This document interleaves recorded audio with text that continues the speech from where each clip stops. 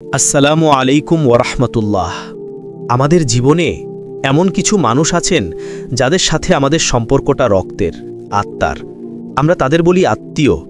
কখনো এই সম্পর্কগুলো হয় আমাদের আনন্দের উৎস, আমাদের শক্তির ভিত্তি। আবার কখনো এই একই সম্পর্ক হয়ে দাঁড়ায় দুঃখ, কষ্ট আর ভুল বোঝাবুঝির কারণ। কখনো কি ভেবে দেখেছেন ইসলামের দৃষ্টিতে এই সম্পর্কগুলোর গুরুত্ব ঠিক কতটা? এটা কি শুধুই একটি সামাজিক প্রথা, নাকি এর সাথে জড়িয়ে আছে আমাদের ঈমান, আমাদের জান্নাত এবং জাহান্নামের ফায়সালা? আজ আমরা ডুব দেব কোরআন ও সহিহ হাদিসের গভীরে। আমরা জানব আত্মীয়তা কি, এর গুরুত্ব কতখানি, এই সম্পর্ক রক্ষা করলে আল্লাহ আমাদের জন্য কি পুরস্কার রেখেছেন, আর এই পবিত্র বন্ধন ছিন্ন করলে তার পরিণতি কতটা ভয়াবহ হতে পারে। এই আলোচনাটি হতে পারে আপনার পারিবারিক জীবনে শান্তি ফিরিয়ে আনার একটি চাবিকাঠি। তাই শেষ পর্যন্ত আমাদের সাথেই থাকুন। আলোচনার শুরুতেই আমাদের বুঝতে হবে ইসলামে আত্মীয় বলতে কাদের বোঝানো হয়েছে। আত্মীয় শব্দটি এসেছে আত্মা থেকে, যার সাথে আমাদের আত্মার সম্পর্ক। আরবিতে একে বলা হয় আর রাহিমু, যা আল্লাহর একটি গুণবাচক নাম আর রহমান থেকে উদ্ভূত। চিন্তা করে দেখুন, আল্লাহ তার নামের সাথে এই সম্পর্ককে কতটা ঘনিষ্ঠভাবে জড়িয়ে দিয়েছেন। পারিভাষিক অর্থে বংশগত বা বৈবাহিক সূত্রে আবদ্ধ সকল ব্যক্তি আমাদের আত্মীয়। ইসলামী শরীয়ত অনুযায়ী আত্মীয় প্রধানত দুই প্রকার: এক, রক্ত সম্পর্কীয় আত্মীয়, আর হাম। এর মধ্যে রয়েছেন আমাদের পিতামাতা, সন্তান সন্ততি, ভাই বোন, দাদা দাদি, নানা নানি, চাচা ফুফু, মামা খালার মতো নিকটজনেরা। এদের সাথে আমাদের সম্পর্ক রক্তের। দুই, বিবাহ সম্পর্কীয় আত্মীয়, সিহরিয়াহ। বিবাহের মাধ্যমে যে নতুন সম্পর্ক তৈরি হয়, যেমন শ্বশুর শাশুড়ি, দেবর ননদ, শ্যালক শালিকা, তারাও আমাদের আত্মীয় এবং তাদেরও হক রয়েছে। নবী সাল্লাল্লাহু আলাইহি ওয়াসাল্লাম মিশরীয়দের সাথে ভালো ব্যবহার করতে বলেছিলেন, কারণ তাদের সাথে আমাদের মুসলিমদের জ্ঞাতি ও বৈবাহিক উভয় প্রকার সম্পর্কই ছিল। এটাই প্রমাণ করে ইসলাম উভয় প্রকার আত্মীয়তাকেই সমান গুরুত্ব দেয়। এখন আমরা জানব সেই অবিশ্বাস্য পুরস্কারগুলোর কথা, যা আল্লাহ আত্মীয়তার সম্পর্ক রক্ষাকারীদের জন্য নির্ধারণ করে রেখেছেন। এগুলো শুধু পরকালের জন্যই নয়, বরং এই দুনিয়ার জীবনেও এর সুফল পাওয়া যায়। প্রথমত, এটি ঈমানের পরিচায়ক। আপনার ঈমান কতটা শক্তিশালী তার একটি পরীক্ষা হলো আপনি আপনার আত্মীয়দের সাথে কেমন আচরণ করেন।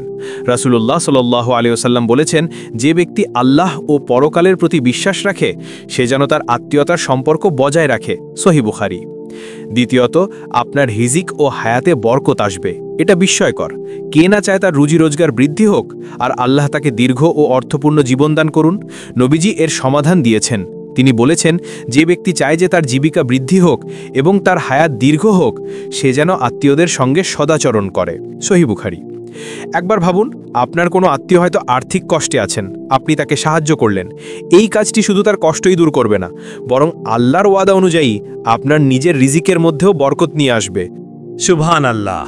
তৃতীয়ত, আপনি যখন আত্মীয়র সাথে সম্পর্ক জুড়বেন, স্বয়ং আল্লাহ আপনার সাথে সম্পর্ক জুড়বেন। এর চেয়ে বড় পুরস্কার আর কি হতে পারে?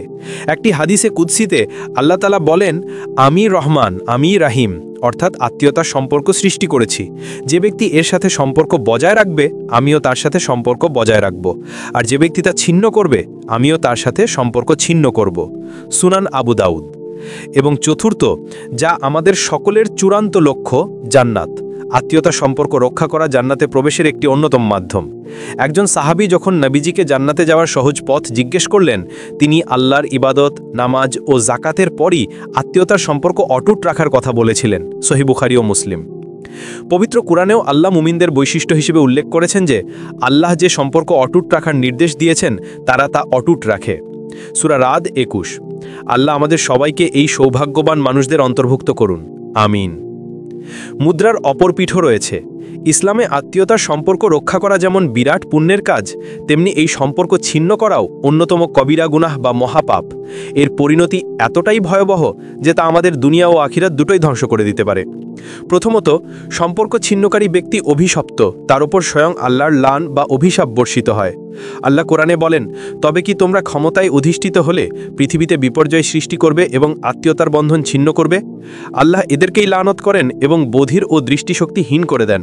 সূরা মুহাম্মদ 22-23। বধির ও দৃষ্টিশক্তিহীন করে দেওয়ার অর্থ হল তারা সত্যকে দেখতে বা শুনতে পায় না, তাদের অন্তর হেদায়ত থেকে বঞ্চিত হয়ে যায়। এর চেয়ে বড় শাস্তি আর কি হতে পারে? দ্বিতীয় এবং সবচেয়ে ভয়ঙ্কর পরিণতি হল সম্পর্ক ছিন্নকারী জান্নাতে প্রবেশ করবে না। ভাবুন একবার, কত কষ্ট করে আপনি নামাজ পড়ছেন, রোজা রাখছেন, দান সৎকা করছেন, কিন্তু শুধু এই একটি পাপের কারণে আপনার জান্নাতের দরজা বন্ধ হয়ে যেতে পারে।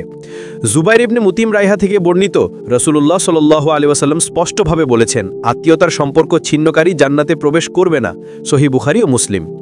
এটা কোনো সাধারণ কথা নয়, স্বয়ং আল্লাহর রাসূলের ঘোষণা। আমাদের জন্য এটি একটি চূড়ান্ত সতর্কবার্তা।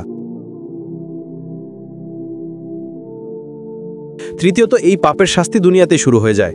সাধারণত সব পাপের চূড়ান্ত শাস্তি আখেরাতে হয়, কিন্তু দুটি পাপ এমন যার শাস্তি আল্লাহ দুনিয়াতেও দেন। একটি হলো বিদ্রোহ বা জুলুম, অন্যটি হলো আত্মীয়তার সম্পর্ক ছিন্ন করা। সুনান তিরমিজি। আমাদের চারপাশে একটু তাকালেই এর প্রমাণ মিলবে। যেসব পরিবারের সম্পর্ক ছিন্ন করার মতো বিষয় রয়েছে, সেখানে বাহ্যিকভাবে যতই প্রাচুর্য থাকুক না কেন, প্রকৃত শান্তি বা বরকত খুঁজে পাওয়া যায় না। চতুর্থত, তার কোনো নেক আমল কবুল হয় না। মুসনাদে আহমদের একটি হাদিস অনুযায়ী, প্রতি বৃহস্পতিবার রাতে যখন বান্দার আমল আল্লাহর কাছে পেশ করা হয়, তখন আত্মীয়তার সম্পর্ক ছিন্নকারীর আমল কবুল করা হয় না। আপনার সমস্ত ইবাদত আটকে যেতে পারে শুধু এই একটি কারণে। এতক্ষণ আমরা গুরুত্ব ও পরিণতির কথা শুনলাম। এখন প্রশ্ন হলো, বাস্তবে আমরা কিভাবে এই সম্পর্কগুলো রক্ষা করতে পারি? ইসলাম আমাদের কিছু চমৎকার ও বাস্তবসম্মত পথ দেখিয়েছে। 1. সাক্ষাৎ ও যোগাযোগ। সবচেয়ে প্রথম এবং গুরুত্বপূর্ণ কাজ হলো তাদের সাথে দেখা করা, তাদের বাড়িতে যাওয়া। যদি দূরে থাকেন, অন্তত ফোন করে, মেসেজ পাঠিয়ে বা ভিডিও কলে তাদের খোঁজ খবর নিন। বলুন, আপনাকে মনে পড়ছিল তাই ফোন দিলাম। এই ছোট্ট একটি বাক্য সম্পর্ককে মজবুত করতে পারে। 2. আর্থিক সহযোগিতা। আপনার আত্মীয়দের মধ্যে যিনি অভাবী, তার প্রয়োজন পূরণ করা আপনার দায়িত্ব। এটা কোনো করুণা নয়, এটা তার হক। নবীজি সাল্লাল্লাহু আলাইহি ওয়াসাল্লাম বলেছেন, অভাবী আত্মীয়কে দান করলে দ্বিগুণ সওয়াব, সাদাকার সওয়াব এবং আত্মীয়তার সম্পর্ক রক্ষার সওয়াব। 3. উপহার বিনিময়। উপহার ছোট হোক বা বড়, তা ভালোবাসা বাড়ায়। যে কোনো উপলক্ষে বা উপলক্ষ ছাড়াই তাদের জন্য ছোট কিছু নিয়ে যান। 4. সম্মান ও প্রশংসা। আত্মীয়দের, বিশেষ করে বয়োজ্যেষ্ঠদের সম্মান করুন। তাদের অভিজ্ঞতাকে গুরুত্ব দিন। সবার সামনে তাদের প্রশংসা করুন। 5. ক্ষমা ও সহনশীলতা। মনে রাখবেন, মানুষ হিসাবে আমাদের সবারই ভুল হয়। আপনার আত্মীয়ের কোনো কথায় বা কাজে কষ্ট পেলে তাকে ক্ষমা করে দিন। প্রতিশোধ বা জিদ সম্পর্ককে ধ্বংস করে দেয়। কুরআনে আল্লাহ ক্ষমাশীলদের প্রশংসা করেছেন। 6. সুখ দুঃখে পাশে থাকা। তাদের বিয়ে, সন্তানের জন্ম বা যে কোনো সফলতায় আন্তরিকভাবে খুশি হন। আবার তাদের অসুস্থতা, বিপদ বা মৃত্যুতে তাদের পাশে গিয়ে দাঁড়ান। এটাই আত্মীয়তার আসল পরিচয়। 7. তাদের জন্য দোয়া করা। গোপনে তাদের হেদায়েতের জন্য, তাদের মঙ্গলের জন্য আল্লাহর কাছে দোয়া করুন। কিন্তু সবচেয়ে গুরুত্বপূর্ণ পয়েন্টটি এখন বলবো, প্রকৃত আত্মীয়তা রক্ষাকারী কে জানে? নবীজি সাল্লাল্লাহু আলাইহি ওয়াসাল্লাম বলেছেন, সে প্রকৃত আত্মীয়তা রক্ষাকারী নয় যে সম্পর্কের বিনিময়ে সম্পর্ক রাখে, বরং প্রকৃত আত্মীয়তা রক্ষাকারী তো সে যার সাথে সম্পর্ক ছিন্ন করা হলেও সে তা পুনরায় স্থাপন করে। সহিহ বুখারী।